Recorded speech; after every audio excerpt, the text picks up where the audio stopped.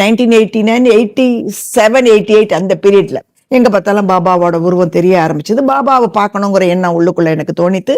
ஆனா எப்படி பாக்குறது அப்படிங்கிற ஒரு பெரிய இதுல இருந்து அப்போ என்ன பாம்பேக்கு பாபா வந்திருக்கார் அப்படின்னு பேப்பர்ல நியூஸ் வந்தது. எனக்கு பாபாவை பார்க்கணும் அப்படின்னு ரொம்ப ஒரு ஆசை வந்தது. அப்போ என் ஹஸ்பண்ட் ஆஃபீஸ் கிளம்பின்னு இருந்தார். இந்த மாதிரி பாபா வந்திருக்கான்னு சொன்னா எனக்கு பாபாவை பார்க்கணும், என்ன அழிச்சுட்டு போய் காமிங்கோ அப்படின்லாம் சொன்னேன். அதெல்லாம் அங்கெல்லாம் போக முடியாது, லட்சம் ஜனங்கள் கூட்டம் இருக்கும், ஜஸ்ட் ஃபர்கெட் இட் அப்படின்னு சொல்லிட்டு அவர் கிளம்பி ஆஃபீஸ் போயிட்டார். என்னடா இது, நம்ம பாபாவை பார்க்கணும்னு சொல்றோம், ஸோ பாம்பேக்கு வந்திருக்கிறது ஒரு கோல்டன் ஆப்பர்ச்சுனிட்டி, அவர் பார்க்க முடியாம போயிடுமே, நம்ம பார்க்கணும்னு தோன்றுதே, எப்படின்னு என் மனசு கடந்து அலைப்பாஞ்சுட்டே இருக்கு.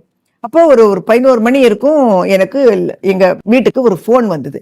ஃபோன் யார் பண்ணினா அப்படின்னாக்க கவர்னர், அப்போ சி சுப்பிரமணியம் அங்க கவர்னர் ஆயிருந்தார் மகாராஷ்டிராவில். அவரோட wife Shakuntala Subramanian. She called me.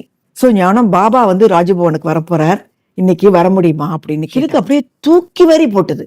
என்னது, ராஜபவனுக்கு வரப்போறார், மிஸ்ஸஸ் சுப்பிரமணியம் ஃபோன் பண்ணி என்ன கூப்பிடுறா அப்படின்னாக்க இதை விட ஒரு பெரிய மிராக்கல் நடக்க முடியுமா? என்னோட கோரிக்கை எப்படி அவர் காதுல விழுந்தது, அவங்க ஏன் என்ன கூப்பிடுறாங்க, இதெல்லாம் என்னால ஜஸ்ட் கான்ட் பிலீவ் இட்.